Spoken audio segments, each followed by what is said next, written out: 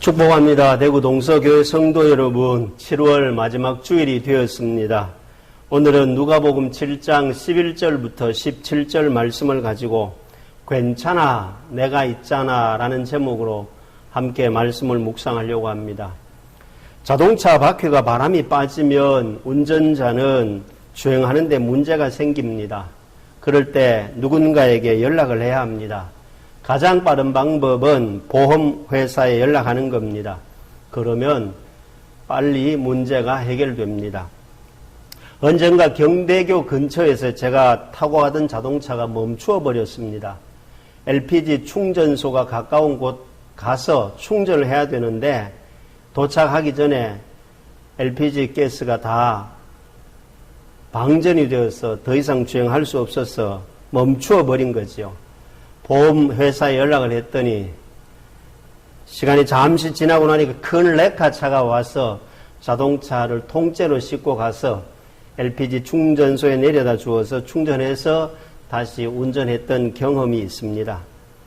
문제가 터지면 사람들은 고민하게 됩니다. 문제가 발생하면 사람들은 불안에 휩싸입니다. 이럴 때 우리는 누군가의 도움을 받아야 합니다.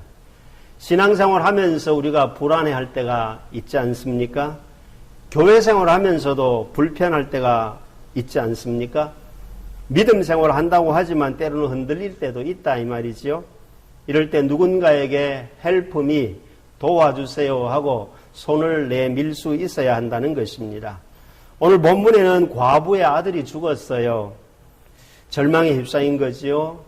그런데 그 과부가 아들이 죽었지만 그 여인이 할 수 있는 걸 하고 있다는 것을 볼 수가 있습니다. 그것은 다름이 아니라 예수님을 찾은 것입니다. 마침 그 여인이 살고 있던 동네 나인성에 예수님이 방문하신 것입니다. 공교롭게도 그때 아들이 죽어서 지금 장례를 치르는 과정 가운데 있지만 이 여인은 예수님을 찾은 겁니다. 읽었던 말씀 13절에 보면 주께서 과부를 보시고 어떻게 해요? 과부를 보셨다. 이 여인은 예수님이 자신이 살고 있던 나인성에 도착한 걸 알고는 장례 중이지만 예수님을 찾은 겁니다. 그러니 그 여인을 향해서 주께서 과부를 보시고 보았다는 것은 그 여인이 예수님을 찾았다는 말이죠. 그리고는 불쌍히 여기사 울지 말라. 어떻게 말씀하셨어요? 울지 말라고 하셨습니다. 상담자들을 찾아가면 대부분의 상담자들은 내담자에게 자초지종을 묻습니다. 그리고 선과 후를 그리고 지금 상황은 어떤가를 질문을 합니다. 하지만 오늘 본문 말씀을 통해서 보면 예수님은 많은 사람들처럼 대부분의 상담사들처럼 원인을 분석하려고 하지 아니하시고 그냥 본문 말씀 13절에 보면 불쌍히 여기사 울지 말라. 불쌍히 여기사 울지 말라 하십니다. 그 말은 무슨 말입니까? 달리 말하면 이 말씀은 괜찮아, 내가 있잖아. 괜찮아, 내가 있잖아 라는 주님의 위로의 음성입니다. 제가 오늘 주보에 쓴 글이기도 하지만 카피라이터이면서 또 작가인 정철 씨가 쓴 글을 제가 인용했어요. 그분이 쓴 글 가운데 충고는 짧을수록 좋다. 아니요. 충고는 하지 않는 게 좋다.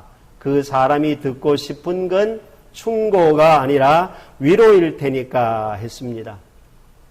그렇습니다. 여러분 이제 무더운 여름 7월이 지나가고 마지막 주일이죠. 곧 8월이 시작될 텐데 7월을 보내고 8월을 맞이하는 우리의 마음들이 이렇게 되면 어떨까요? 위기 대신에 위로를 할 수 있다면, 위험보다는 위문을 보낼 수 있다면, 위층보다는 위안을 할 수 있다면, 더 나아가서는 위협보다는 상대방을 믿고 위임을 할 수 있다면 더 아름다운 만남과 더 아름다운 내일이 우리에게 열려지지 않을까요? 여유만만하게 된다 이 말입니다. 그렇습니다. 예수님은요 엄청난 인파가 몰려온 나인성 그 현장에서 여인에게 한 말씀 한마디가 뭡니까? 불쌍히 여기사 울지 말라. 이것을 달리 말하면 괜찮아, 내가 있잖아 라고 위로하고 있습니다. 병원 접수 창구에 가면 저는 병원을 잘 가는 편은 아닙니다만 그 창구에 접수하러 가면 똑같은 질문을 하는 것을 저는 기억할 수가 있습니다. 어디가 아파서 왔어요? 대부분의 접수 창구에서 이렇게 질문합니다. 이렇게 바꾸면 어떨까요? 원장님 만나고 나면 기분이 좋아질 겁니다 라고 접수하면 좀 환자 입장에서 마음의 위안이 되지 않을까요? 차례가 되어서 원장을 만나 들어갑니다. 또 똑같은 접수 창구에서 묻던 질문을 의사가 반복합니다. 어디가 아프세요? 물론 필요한 질문이겠지요. 이렇게 언어를 바꾸면 어떨까요? 잘 오셨습니다. 좋아질 겁니다. 시작이 반이라는데 병원까지 오셨으니 반은 나은 겁니다. 이런 식으로 좀 멘트를 바꾼다면 환자에게 위로가 되지 않을까요? 이러면 좋을 텐데 대부분 시대적인 흐름이기는 하지만 병원을 가면 기계로 찍은 사진을 보고 통계나 데이터를 통해서 약 처방을 내립니다. 과학적이라서 좋기는 한데 스트레스 받은 거 없어요? 이런 질문을 하면서 환자의 마음은 다독거리는 모습을 찾아보기 어려운 시대가 되지 않았는가 그렇게 생각되어집니다. 그냥 모니터 보고 마우스를 움직여가면서 숫자를 보고 3일 뒤에 오세요. 또 좀 더 다녀야 되겠습니다. 약 잘 드세요. 환자와 대면은 하지만 왠지 모르게 의사와 환자와의 대화를 보면 기계적인 대화만, 사무적인 대화만 오고 가는 것 같아서 병원을 갔다 오긴 하지만 왠지 모르게 마음 한구석에는 2% 부족한 것을 느낄 때가 가끔씩 있었습니다. 이런 차원에서 목회자의 고민이 있습니다. 코로나19로 말미암아 사회적 거리를 둘 수밖에 없는 이런 시대에 한 2년간 계속되니까 컴퓨터 목사, 기계 목사, 휴대폰 목사, 카카오톡 목사, 문자 목사, 동영상 음성 메시지 남기는 목사, 시대적으로 필요는 한데요. 아쉬움이 남아요. 사회적 거리를 두어야 되기 때문에 그렇습니다. 어쩔 수 없는 그런 시대적인 상황이지만 목사로서 살짝 고민은 되고 있는 것이 사실입니다. 제가 대구 동서교회 부임한 지 금년 29일이 되면 7월 29일이 되면 만 3년이 됩니다. 고3 졸업반입니다. 이제 대학 진학을 하게 되는 과정이지요. 대학을 가면 좀 더 자유롭게 자기가 알아서 수강 신청을 하고 듣고 싶은 수업을 들으면서 자기의 실력을 쌓지 않습니까? 제가 이제 동서교회 고3 졸업을 하고 대학을 진학하는 시점입니다. 때로는 목사로서 고민이 있다면 또 목사로서 내 마음속에 뭔가 좀 아쉬움이 있다면 그런 겁니다. 예수님처럼 제자들과 함께 배를 타고 가면서 밤새도록 이야기하면서 그들의 마음에 뭔가를 좀 심어줄 수 있는 하나님 나라의 그 기쁨을 나눌 수 있고 자연을 다스리는 그 바람과 바다도 좀 잠잠하게 하면서 제자들의 마음을 만져주고 위로해 주셨던 예수님처럼 피곤해도 예수님께서 사마리아 여인의 우물가에 가셔서 한나절을 보내면서 그 여인의 마음을 위로하시고 만져주셨던 예수님처럼 오늘날 이 시대에 예수님처럼은 할 수 없지만 목회자로서 성도들을 만나면 작은 위로라도 한번 던져주고 싶은데 한국교회 구조상, 한국교회 시스템상, 한국교회의 어떤 그 목회 패턴을 가만 보면 목회자가 새벽 기도를 빠지면 안 되는 것 같은 이상한 기류가 형성되어져 있어서 새벽 기도를 빠지면 난리가 나는 것 같은 그런 분위기가 한국교회 상황이 된 것은 사실입니다. 솔직히 목회자로서 때로는 어떤 교인은 밤새도록 만나서 이 이야기를 좀 해야 되겠는데 한나절 시간을 보내면서 대화를 좀 해야 되겠는데 1박 2일을 다니면서 같이 뭔가 고민을 들어주고 말씀으로 좀 무장시켜주고 싶은데 새벽 기도라는 카테고리 속에 갇혀 있다 보니까 사실은 사무적인 만남과 사무적인 대화만 할 수밖에 없는 그런 안타까움이 한국교회 목사요 대구 동서교회 목사로서의 한구석에 마음에 조금은 아쉬움이 있다 이 말입니다. 이런 차원에서 여러분 제가 또 일부러 의도적으로 그렇게는 하지는 않겠지만 혹시요 제가 새벽 기도회 때 5시 반 됐는데도 목사님이 안 나타나면 어차피 개인 기도 새벽 기도 꾸준히 하시는 분들은 단골 손님처럼 잘하고 있잖아요. 개인적으로 하나님 앞에 예수님처럼 습관을 쫓아 조용히 기도하고 가시고 오늘 목사님이 어디 가셨노? 궁금해하거나 오늘 목사님 왜 안 나왔지? 어디 아프나? 여러분 입장에서 추측하고 사실이 아닌 팩트가 아닌 것들을 가지고 자꾸 말 물어내는 사람 없겠지만 말 물어내지 말고, 아, 목사님이 오늘은 누구 만났는가 보다, 어디 갔나 보다, 누군가와 1박 2일 하는가 보다, 어떤 분을 만나서 밤새 이야기하는가 보다, 이렇게 좀 생각해 주면 좋겠다 이 말입니다. 할렐루야. 예수님은 그러셨거든요.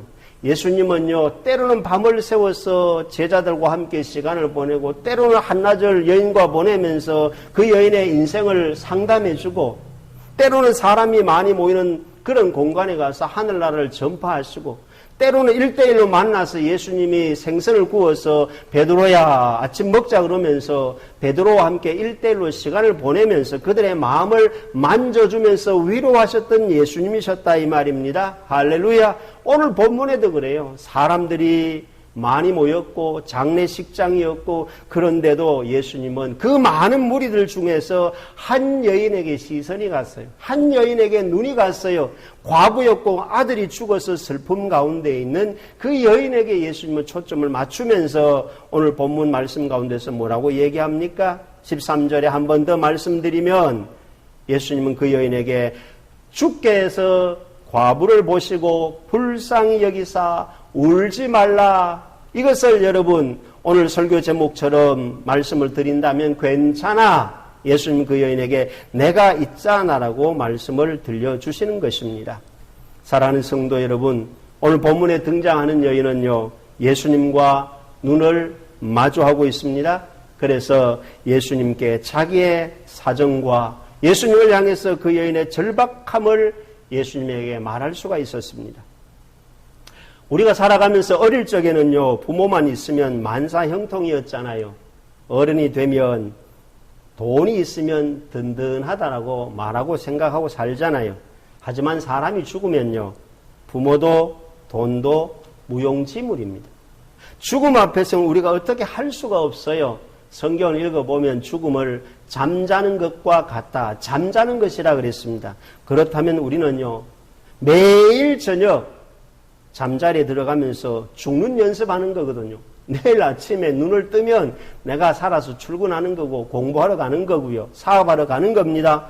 그런데 저녁에 잠자리에 들었는데 내일 아침 눈을 못 뜨면요, 나는 죽고 지금 장례식장 냉장실에 가 있는 거예요. 가족들이 장례 치르는 겁니다. 그런 차원에서 본다면 우리가 매일 저녁 잠자리에 들기 전에 예수님 앞에 갈 준비가 됐는가, 죽음 직전에 가 있는 내 자신의 모습을 한번 돌아보는 것도 자기를 성찰하고 자기를 돌아보고 등과 기름이 동시에 준비되어 있는가를 매일 저녁 우리는 점검해야 한다는 사실입니다. 내일의 날씨만 점검하고 내일의 낮 기온이 몇 도까지 올라간다, 이런 일기예보에 우리가 마음이 가듯이 우리가 영적으로도 잠자리에 들기 전에 내가 오늘 주님 앞에 갈 수 있는 준비가 완료되었는가를 한번 돌아볼 수 있는 그런 저녁 시간이 될 수 있기를 주의 이름으로 축복합니다. 사랑하는 성도 여러분, 오늘 예수님께서는 과부에게 말씀하셨습니다. 괜찮아, 내가 있잖아 하시면서 과부를 불쌍히 여기시고, 예수님께서 그 여인에게 어떻게 하셨습니까? 예수님께서 그 여인을 향해서 14절에 보면 세 가지 동사로 위로하고 있는 모습을 볼 수가 있습니다. 첫 번째는 가까이 그랬습니다. 두 번째는 손을 대시니 그랬습니다. 세 번째는 말하노니 일어나라 했습니다. 무슨 이야기입니까, 여러분? 절망 가운데 있고 외로움 가운데 빠져 있고 아들의 죽음 앞에서 정말 아무것도 할 수 없는 인간의 나약한 한계 속에 있던 그 여인에게, 예수님을 찾아온 그 여인에게 예수님이 하신 말씀은 괜찮아, 내가 있잖아 하시면서 그 여인을 위로하는 방법이 세 가지 동사로 나타나는 겁니다. 가까이. 그렇습니다. 위로는요, 가까이 하는 거예요. 할렐루야. 예수님이 한 과부에게, 아들이 죽어서 절망 가운데 있는 그 여인에게 위로하는 첫 번째 모습이 뭐냐? 가까이. 그렇습니다. 1km가 아니라 1mm로 가까이 하는 겁니다.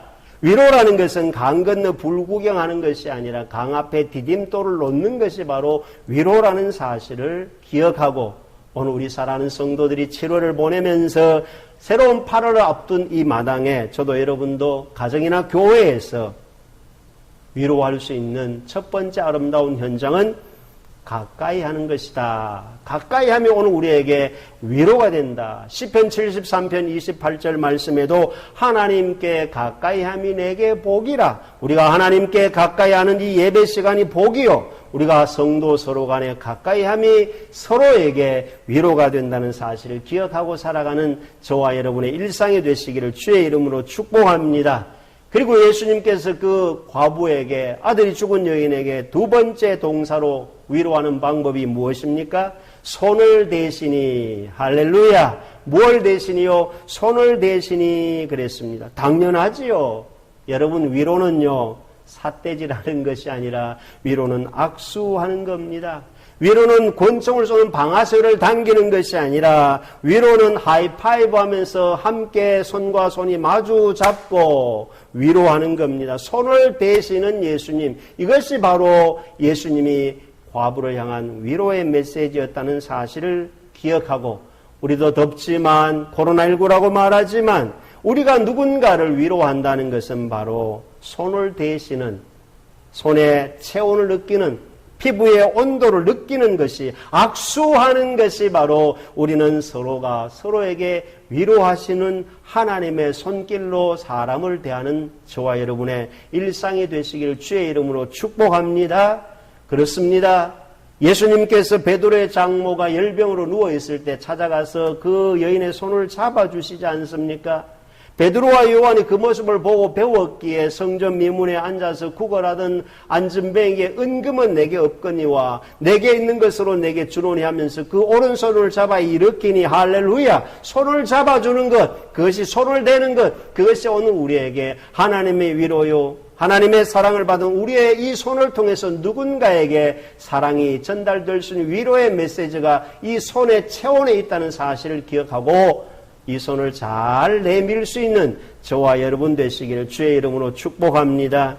그리고 오늘 예수님께서 이 과부에게 위로하는 세 번째 방법은 말하노니 일어나라. 할렐루야. 뭐하라? 일어나라. 그렇습니다. 어머니 혼자 있지 않느냐? 외롭지 않겠느냐? 그 죽은 청년의 관을 향해서 손을 대시면서 예수님은 일어나라. 할렐루야. 말벗이 되라는 말입니다. 말동무가 되라는 것입니다. 곁에서 말을 두고 주고 받아주는 그런 언어의 동반자가 되라고 하는 것입니다.